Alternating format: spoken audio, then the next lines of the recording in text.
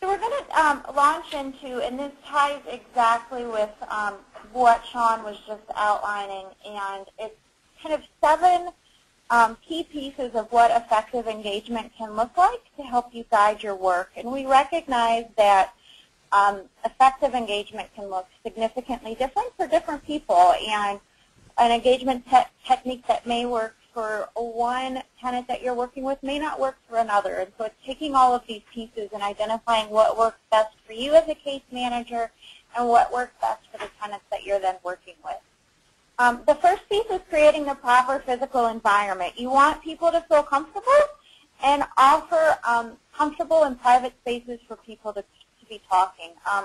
No matter where you are, if you're taking someone to a doctor's appointment, if you're meeting within your office, if you're meeting that person where they live, you want to be aware of where you are and what you're talking about and being very respectful of that tenant. And if at all possible, let tenants select where you'll be meeting. I know in some cases you have to meet tenants in their unit. And if you have times where you don't have to meet in their unit, allow the tenant to select where they would like to meet to have that feeling of control. And it's always really important to remember, especially if you're meeting in tenant homes or in the buildings, that you not make it appear as so institutionalized. The second piece, and Sean really touched on this, is to truly respect, accept, and support people and allow your engagement to guide that. So that can look like addressing a tenant by their name, always knowing who you're meeting with, knowing about who's in their household, and really recognizing them and looking them in the eye and saying their name. Be very responsive to their request. If you aren't sure if you can get them something, don't promise it, as Sean said, but make sure that you're responsive and that you get back in a timely fashion as you said that you would. And we all know that adults are really turned off by demands, being too analytical, or lecturing. And so we have to be really careful that we don't turn people off when we're trying to engage with them.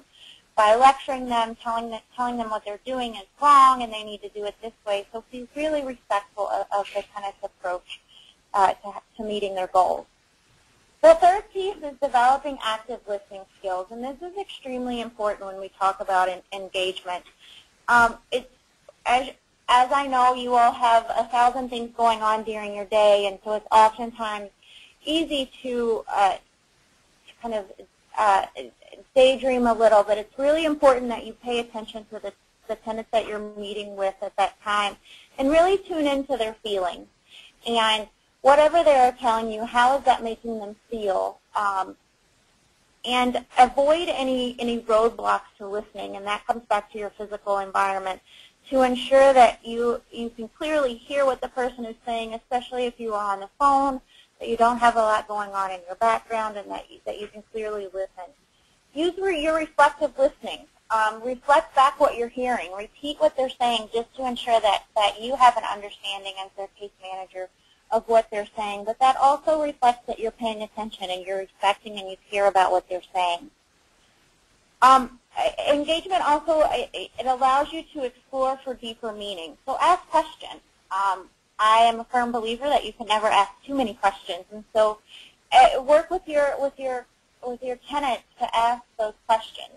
If you read that they're in the mood that they don't want to answer any questions, then back off. But if there's opportunities for you to ask questions, it's important to do that.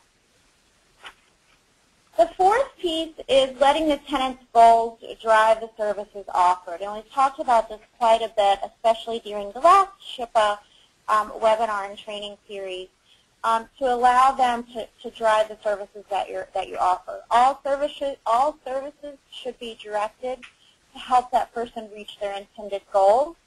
And it's important to remember that there's no such thing as a wrong goal. So when you ask a tenant, you know, what do you want to identify as your goal, it's important to hear them out and to identify, well, what pieces of that goal can we address.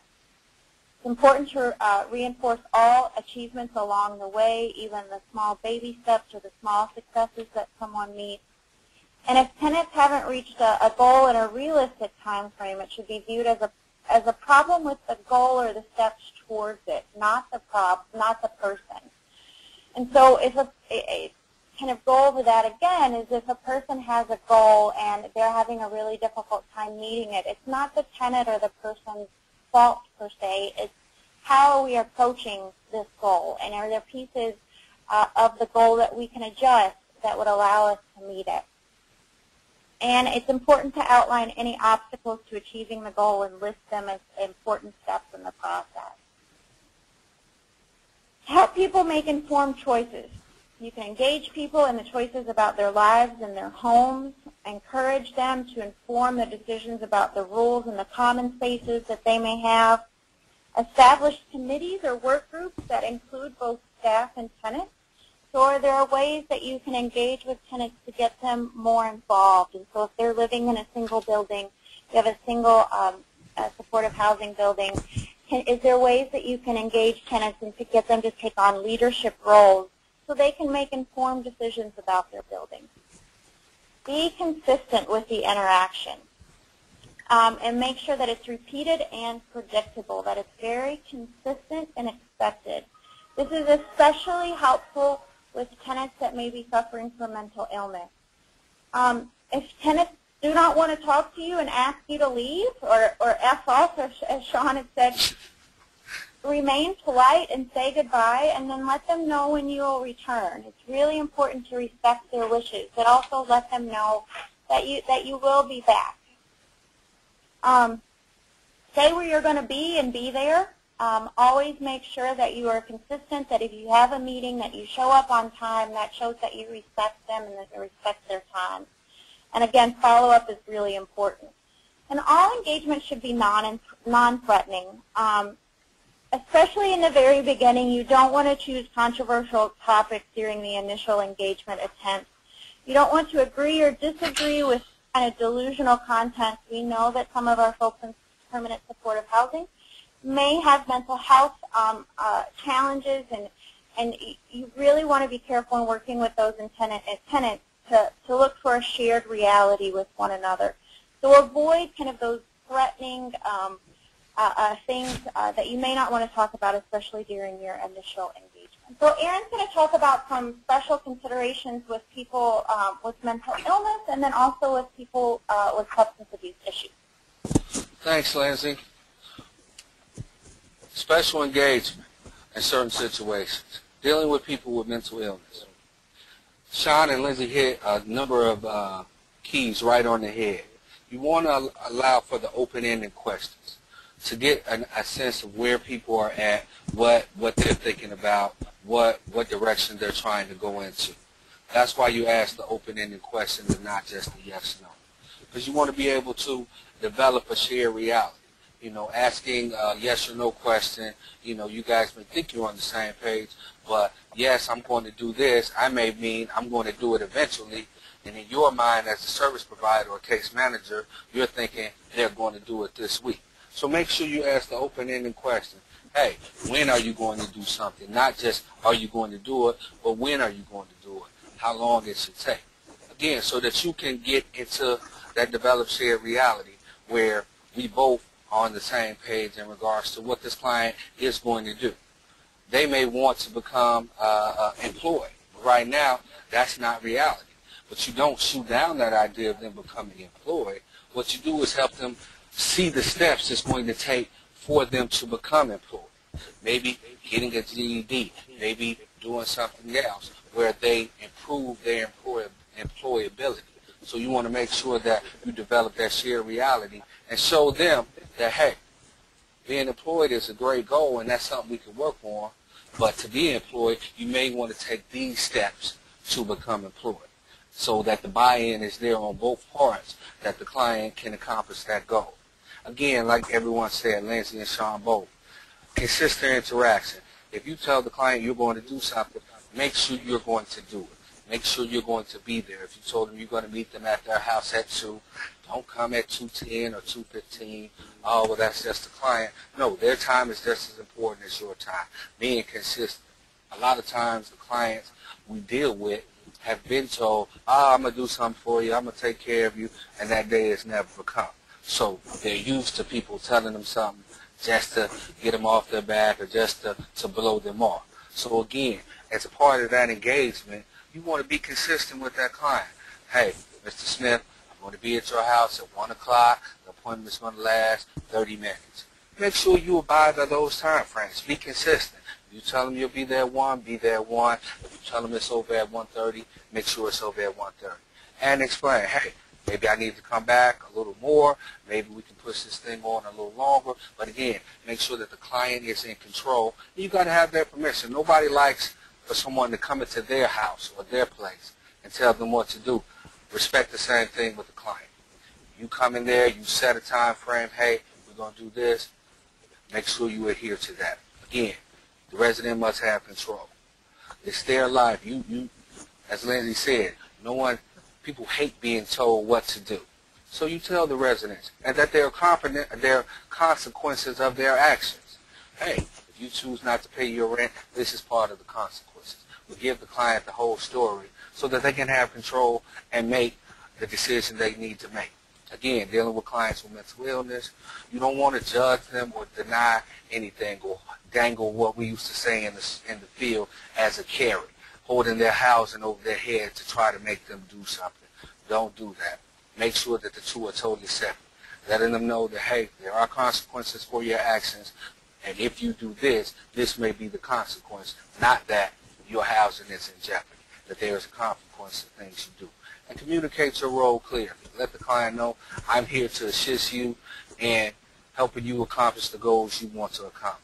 Setting forth clear action steps to say, hey, this is what my role is. This is the time you can contact me. This is what I can do. Again, like Sean and Lindsay both stated, never tell a client you can do something and you're not sure that you can do it. Oh, man, I can get you a bus card by tomorrow. And you know you have a meeting or you have something and it might be tight. If it's something that you're not sure you can do, do not guarantee that.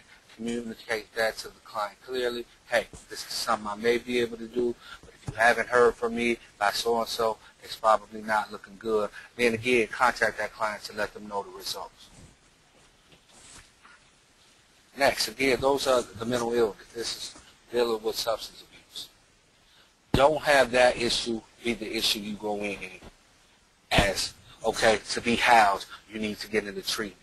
Don't to get a bus card, you need to be into treatment. Engage people with the substance abuse. You want to let them know that from your understanding, from, again, the intake, from the assessment, that there's an issue.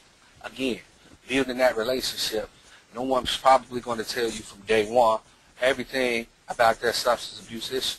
So again, you want to talk about the issue, and again, giving them the choice to control their own life. Is this something you want to work on at this time? Is this something that you see is important to you? A person may have a substance abuse problem, but they don't see that as an issue for them. It may be an issue for other people, but not for them. So again, you want to talk to the client about the things they want to do. You have to be aware of your own, as people say, stuff, your own judgment. You can't bring that into this situation. Everybody has their own issues and their own judgments about substance abuse, use, and things of that nature. But be aware of that and check your own stuff before you deal with the client. Putting your stuff to the side and dealing with the client, each individual client with their own, each individual issue. And be realistic. As people know who work in the substance abuse field,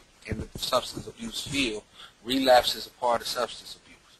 So if a person relapsed, they didn't do it to spite you or do it just because you missed an appointment, but that's part of the program, and letting them know that you're going to be there regardless of those relapses or regardless of those discrepancies. But again, letting the clients know that there is a consequence for your actions. So again, be realistic with the clients. Don't put your own judgment onto the clients.